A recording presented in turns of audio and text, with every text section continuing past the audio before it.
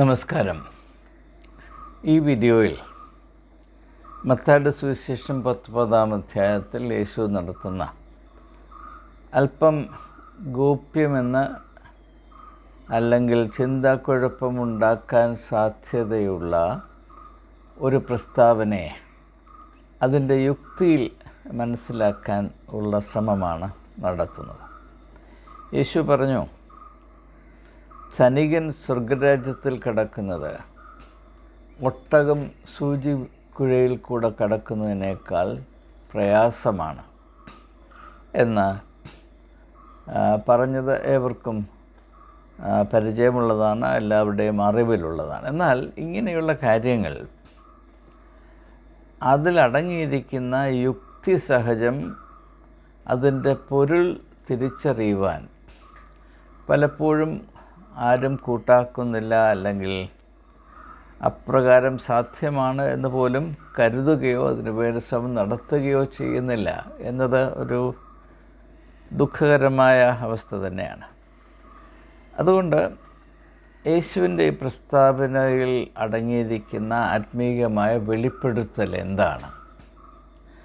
അതിലെന്തെങ്കിലും പ്രാവർത്തികമായ സത്യമുണ്ടോ അല്ലെങ്കിൽ യുക്തിയുണ്ടോ? ഇതാണ് നമ്മുടെ അന്വേഷണ വിഷയം. സ്വർഗരാജ്യം എന്നത് ദൈവവും മനുഷ്യരും തമ്മിലുള്ള ഒരു പ്രത്യേക ബന്ധത്തെ സൂചിപ്പിക്കുന്നു, അല്ലെങ്കിൽ ആ ബന്ധത്തിൽ കൂടെ ഉളവാകുന്ന ജീവിത രീതിയെയും സംസ്കാരത്തെയും ദർശനത്തെയും വ്യക്തിത്വത്തെയും സൂചിപ്പിക്കുന്നു, അല്ലെങ്കിൽ അതിൻ്റെ അടയാളമാണ്, പ്രതീകമാണ്. ആരാധനയും അപ്രകാരം തന്നെയാണ്. മതത്തിൻ്റെ ഉദ്ദേശം എന്താണ്? മതത്തിൻ്റെ ഉദ്ദേശം മനുഷ്യർക്ക് അവർക്ക് നൽകപ്പെട്ടിരിക്കുന്ന പ്രത്യേകമായ സൃഷ്ടിപരമായ വ്യക്തിത്വത്തിൽ അല്ലെങ്കിൽ ജീവിതത്തിൻ്റെ ആധികാരികതയിൽ ഭൗതികമായ തലങ്ങളിൽ മാത്രം പരിമിതപ്പെട്ട് വസിപ്പാൻ കഴിയാത്തത് കൊണ്ട്, അല്ലെങ്കിൽ അങ്ങനെ വസിക്കുന്നത് മനുഷ്യത്വത്തിന് ചേരുന്നതല്ലാത്തത് കൊണ്ട്, ഭൗതികമായ തലത്തിന് അതീതമായ ഒരു തലത്തിലേക്ക് കടന്നു പോകുവാനും അവിടെ സ്ഥിതി ചെയ്യുന്ന സാധ്യതകളുമായി ബന്ധം പുലർത്തുവാനും എല്ലാ മനുഷ്യർക്കും ആവശ്യമുണ്ട്. അതിനെ സൂചിപ്പിച്ചുകൊണ്ടാണ് യേശു പറഞ്ഞത്, മനുഷ്യൻ അപ്പം കൊണ്ട് മാത്രമല്ല ദൈവത്തിൻ്റെ വായിൽ നിന്ന് വരുന്ന സകല വാക്കുകൊണ്ടും ജീവിക്കണം. അത് മനുഷ്യൻ്റെ അടിസ്ഥാന ആവശ്യമാണ്. ആഹാരം കഴിക്കുന്നത് കൊണ്ട് ശാരീരികമായ ജീവൻ നിലനിർത്തുന്നത് പോലെ തന്നെ ദൈവവചനം രുചിച്ച് ഭക്ഷിച്ച് അതിൻ്റെ ആത്മീയ പോഷണം പ്രാപിക്കുന്നത് കൊണ്ട് മനുഷ്യൻ അവൻ്റെ ആത്മീയ വ്യക്തിത്വം കാത്തു സൂക്ഷിക്കുന്നതിനും അതിന് മേന്മ വരുത്തുന്നതിനും സാധിക്കുന്നു. അപ്പോൾ അതുകൊണ്ട് മനുഷ്യൻ്റെ പ്രത്യേകത കൊണ്ടാണ് മതം എന്ന ഒരാവശ്യമുണ്ടാകുന്നത്, അല്ലെങ്കിൽ മതം എന്ന ആശയം മനുഷ്യൻ്റെ പ്രത്യേകതയിൽ വേരൂന്നിയിരിക്കുന്നു എന്ന് മനസ്സിലാക്കാനൊരു പ്രയാസവും ഉണ്ടാകേണ്ടതില്ല. ആ പ്രത്യേകതയാണ് ഞാൻ മുമ്പ് സൂചിപ്പിച്ചതുപോലെ ഭൗതികമായ തലത്തിൽ ജീവിക്കുമ്പോൾ തന്നെ അഭൗമമായ യാഥാർത്ഥ്യങ്ങളുണ്ട് എന്നും അവയോടും കൂടെ ബന്ധപ്പെട്ട് ജീവിക്കുക എന്നത് മനുഷ്യൻ്റെ മനുഷ്യത്വത്തെ നിലനിർത്തുന്നതിന് അത്യാവശ്യമാണ് എന്നുമുള്ള മനുഷ്യൻ്റെ തിരിച്ചറിവ്. അത് മറ്റൊരു വിധത്തിൽ ഞാൻ അവതരിപ്പിക്കട്ടെ. ഭൗതികമായ നമ്മുടെ ജീവിതം വളരെ പരിമിതികൾ ഉള്ളതാണ്. അത് മനസ്സിലാക്കുന്നതിന് വേണ്ടി നമുക്ക് ഉൽപ്പത്തി പുസ്തകം 1-ാം അധ്യായത്തിലേക്ക് പോകുമ്പോൾ, 2-ാം അധ്യായത്തിലേക്ക് പോകുമ്പോൾ ദൈവം ഭൂമിയിലെ മണ്ണ് അല്ലെങ്കിൽ പൊടി എടുത്ത് മനുഷ്യനെ രൂപം കൊടുക്കുന്നു. അതിനുശേഷം അവൻ്റെ മൂക്കിൽ ശ്വാസമൂതി അവനെ ജീവനുള്ളൊരു ദേഹിയാക്കി തീർക്കുന്നു നാം വായിക്കുന്നു. അപ്പോൾ ഭൗതികമായ തലത്തിന് അതിൻ്റേതായ പരിമിതിയുണ്ട്. അതുകൊണ്ടാണ് അതിനതീതമായ ദൈവത്തിൻ്റെ ശ്വാസം അതിന്മേൽ ഊതേണ്ടി വരുന്നത്. ഭൗതികമായ പദാർത്ഥങ്ങൾക്ക്, റിസോഴ്സസിന് അതിൽ തന്നെ പൂർണ്ണതയുണ്ടായിരുന്നുവെങ്കിൽ മനുഷ്യനെ മണ്ണുകൊണ്ട് മാത്രം സൃഷ്ടിച്ചാൽ മതിയായിരുന്നു. ദൈവത്തിൻ്റെ ശ്വാസം ഊതേണ്ട ആവശ്യമില്ല. അപ്പോൾ മനുഷ്യ സൃഷ്ടിയുടെ അർത്ഥവും അതിൻ്റെ പ്രത്യേകതയും വളരെ കാവ്യാത്മകമായി ചിത്രീകരിക്കുന്ന ഒരു ഭാഗമാണ് ഉൽപ്പത്തി പുസ്തകം 2-ാം അധ്യായം എന്നത് നമുക്കേവർക്കും സുപരിചിതമാണ്. ആ ഒരു തിരിച്ചറിവാണ് മതത്തിൻ്റെ ആവശ്യം എന്താണ്. മതമെന്ന് പറയുമ്പോൾ അതെന്താണ് ഞാൻ ഇപ്പോൾ ഏറ്റവും ലളിതമായി ഇപ്പോൾ വിവക്ഷിക്കാൻ പോവുകയാണ്. മതത്തിൻ്റെ ആവശ്യം, അല്ലെങ്കിൽ മനുഷ്യർക്ക് മതത്തിൻ്റെ ആവശ്യമുണ്ട് എന്നതിൻ്റെ യുക്തി അവിടെയാണ് സ്ഥിതി ചെയ്യുന്നത്. ഈ മതം എന്നാൽ എന്താണ്? എല്ലാ മനുഷ്യർക്കും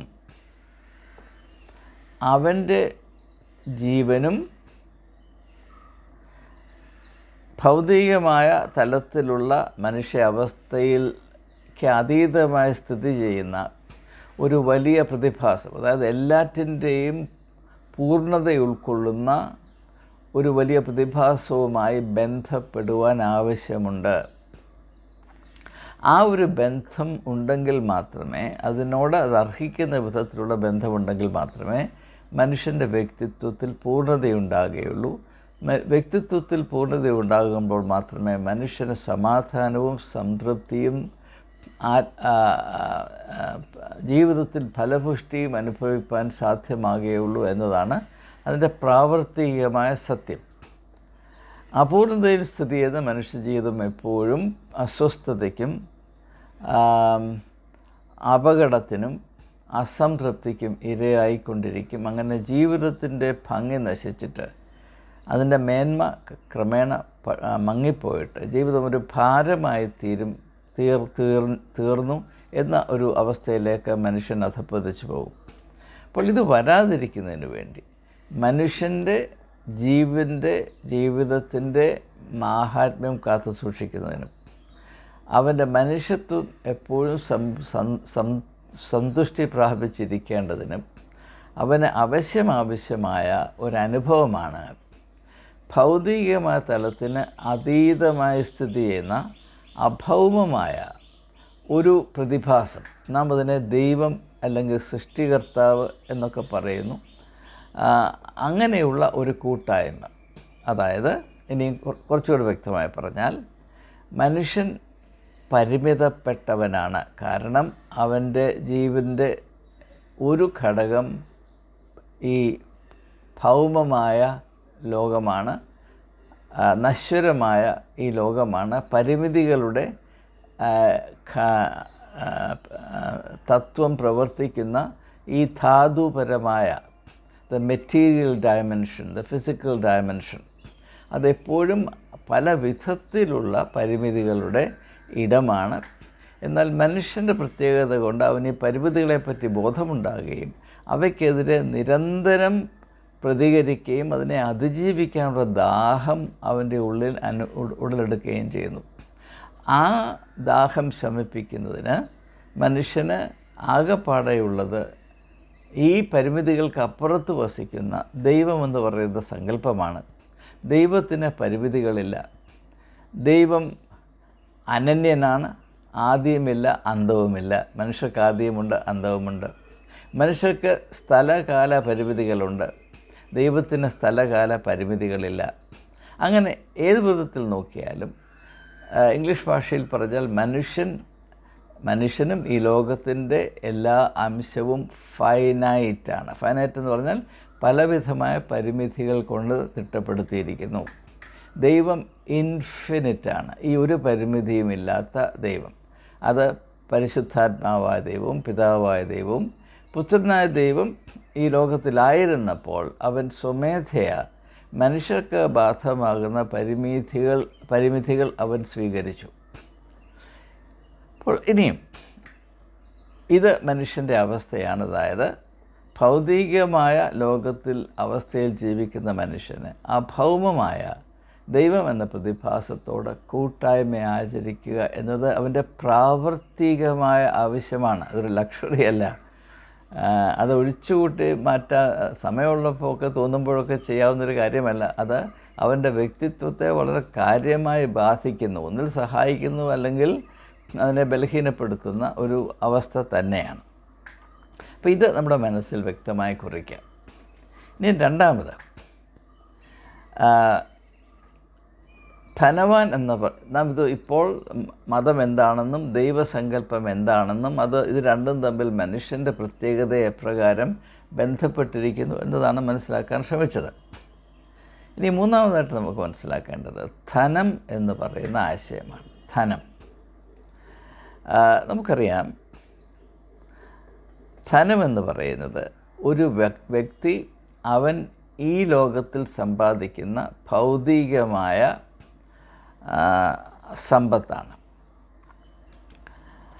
The material wealth that a person accumulates to himself.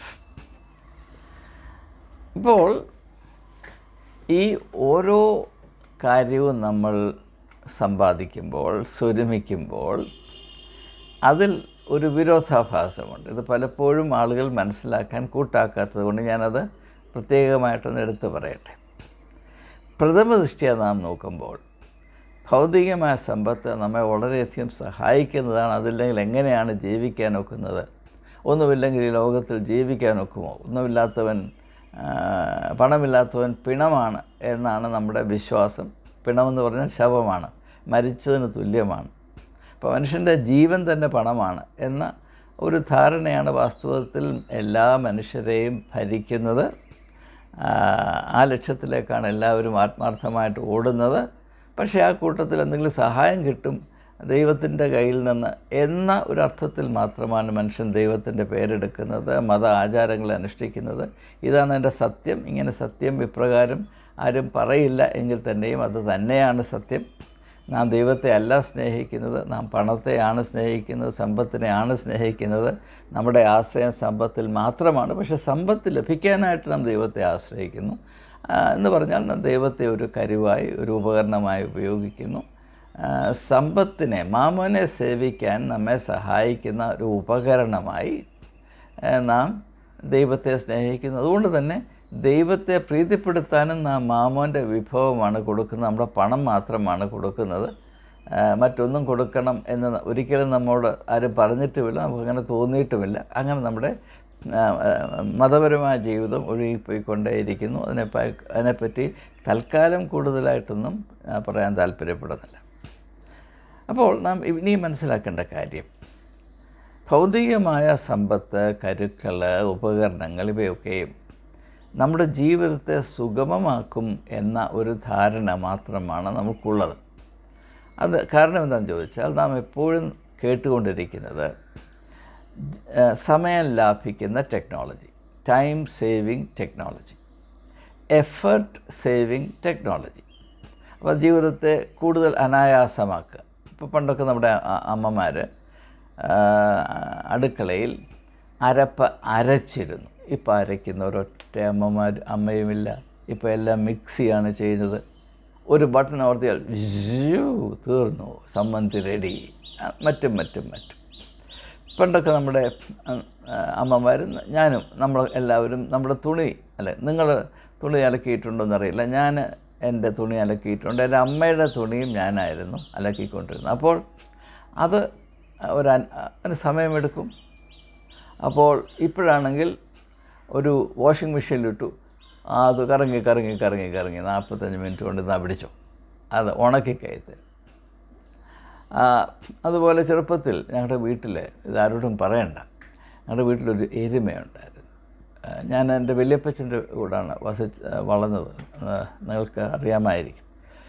അപ്പോൾ ഒരു എരുമയാണ്. അപ്പോൾ ഈ എരുമയ്ക്ക് പരുത്തി കുരു ആട്ടി കൊടുക്കണം. വളരെ ക്ലേശകരമായൊരു പണിയാണ്. അരി ആട്ടുന്നത് പോലെ അല്ല ഈ പരുത്തി കുരു ആട്ടുന്നത്, വലിയ പ്രയാസമാണ്.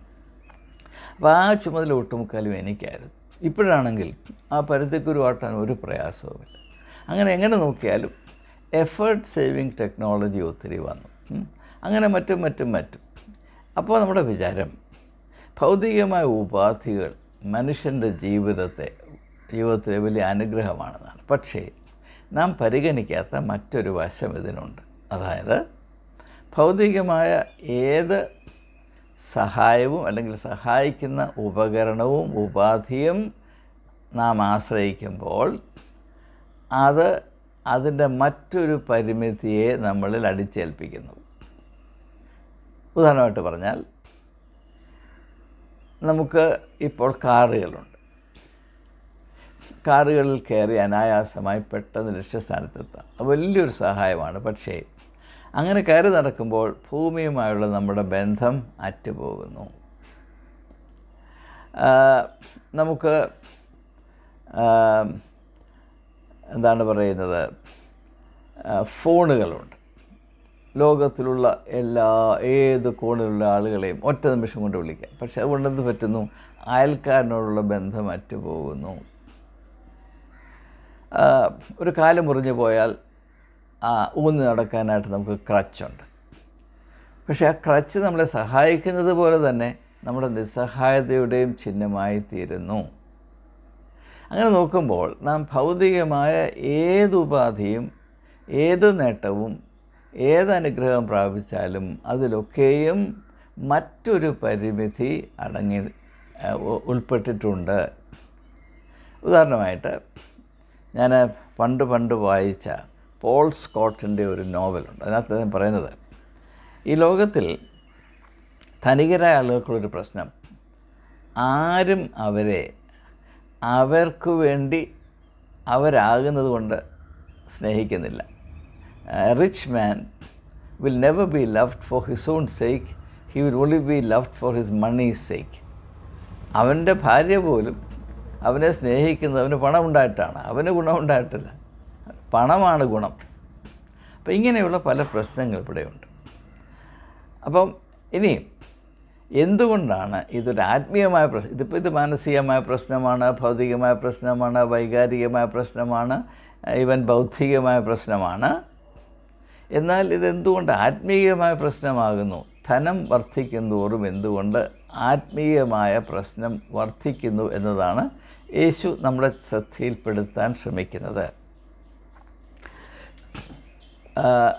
നാം സമ്പത്ത് വർദ്ധിക്കുന്തോറും നാം സമ്പത്തിനോടുള്ള നമ്മുടെ ആ സ്നേഹം, ആ പറ്റിച്ചേരുന്ന സ്വഭാവം, the tendency to cling to our material wealth, അതിനെ മുറുകെ പിടിക്കുവാൻ ഉള്ള നമ്മുടെ അത്യാവശ്യം വർദ്ധിച്ചുകൊണ്ടേയിരിക്കുന്നു.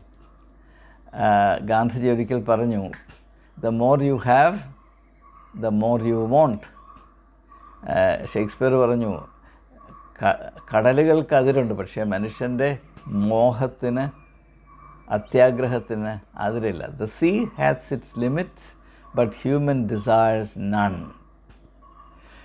അപ്പോൾ ഈ ഭൗതികമായ വസ്തുക്കളോടുള്ള നമ്മുടെ ഈ അറ്റാച്ച്മെൻറ്റ് കൊണ്ട് ഞാൻ നമ്മുടെ ചിന്തയുടെ ആദ്യം അവതരിപ്പിച്ച ഭൗതികമായ അവസ്ഥയിൽ നിന്ന് ഉയർന്നിട്ട് അഭൗമമായ തലത്തിലേക്ക് നമുക്ക് ഉയരാനുള്ള നമ്മുടെ ആന്തരികമായ ദാഹത്തെ മാനിക്കുവാൻ നമുക്ക് തന്നെ കഴിയാതെ വരുന്നു. ഞാൻ ആവർത്തിക്കാൻ പോവുകയാണ്.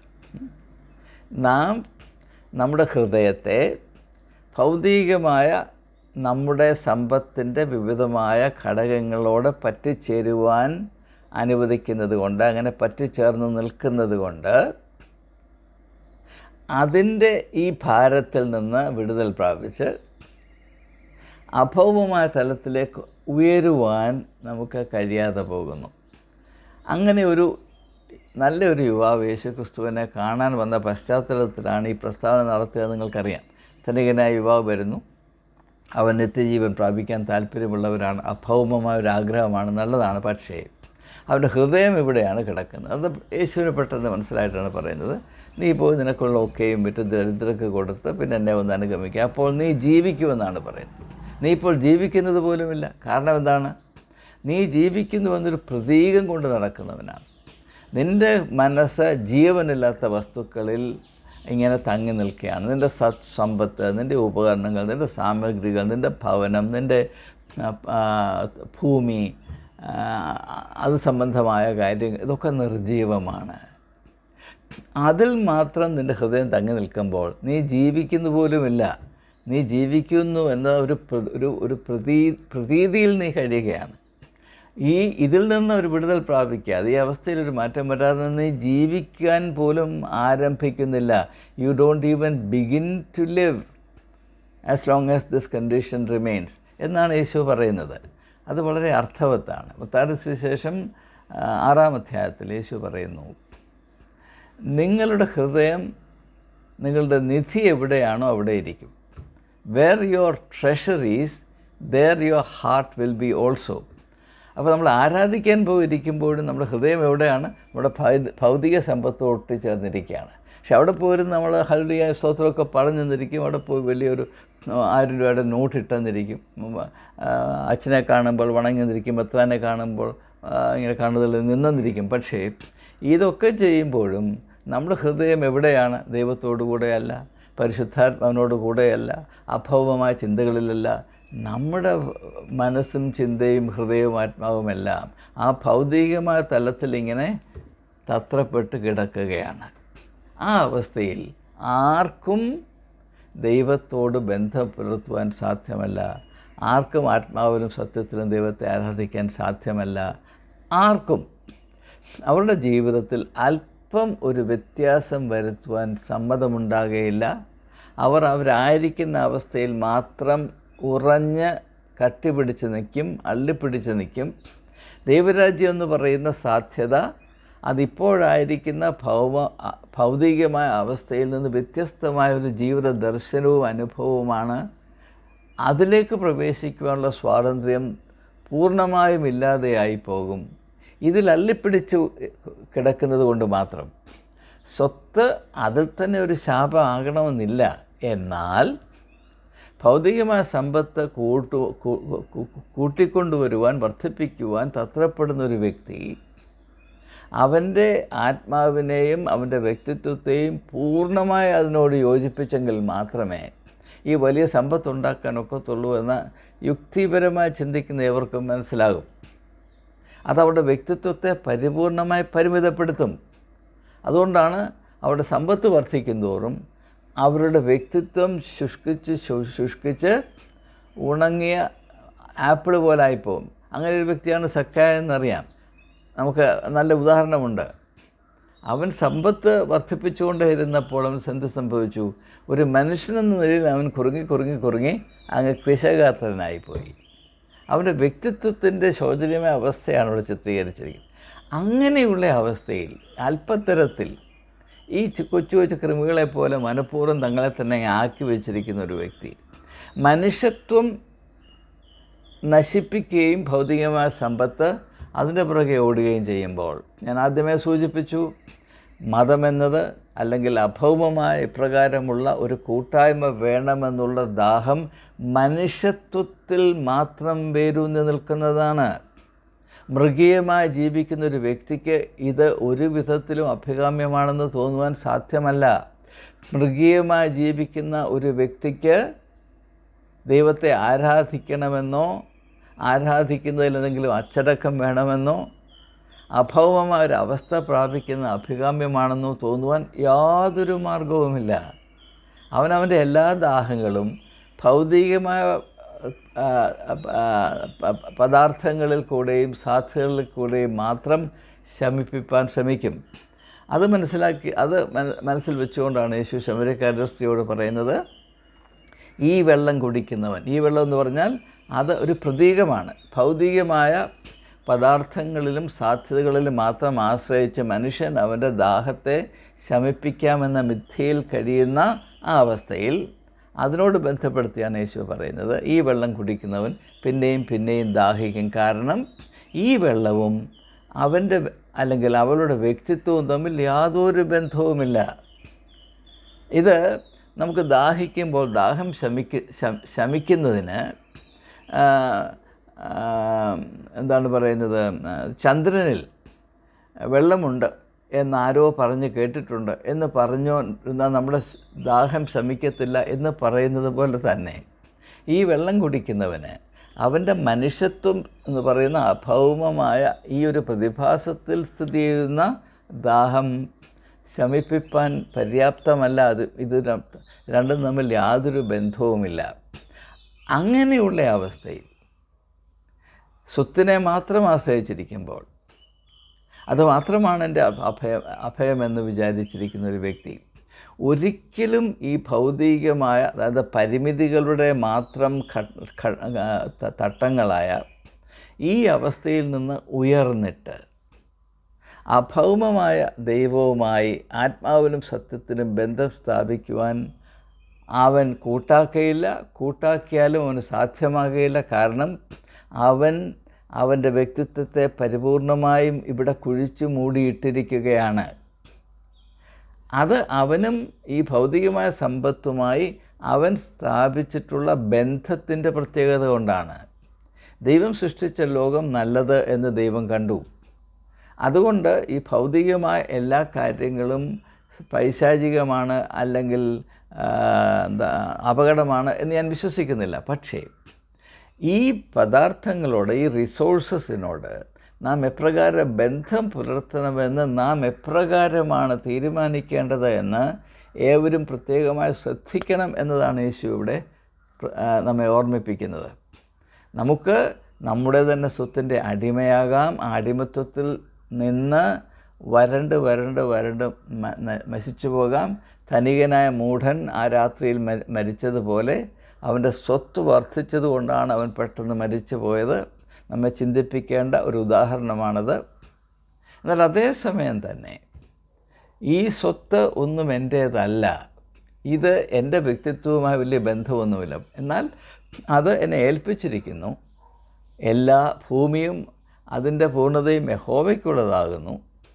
അത് എൻ്റെ ആവശ്യത്തിനായി ഇതാ എൻ്റെ പക്കലുണ്ട്.